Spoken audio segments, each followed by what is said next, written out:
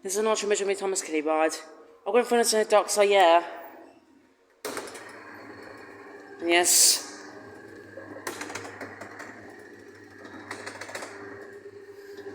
It is a better place for Thomas, really. You can see.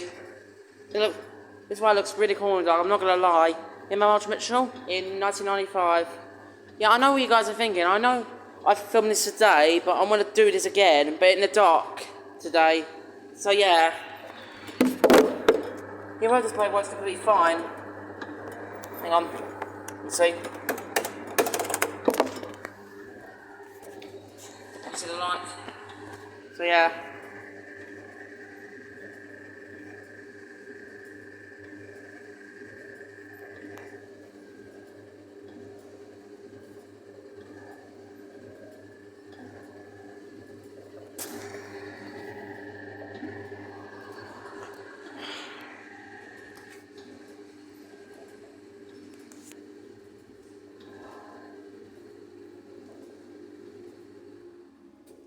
He loves the Archbishop many times as a hanging Kiddie ride in the dark.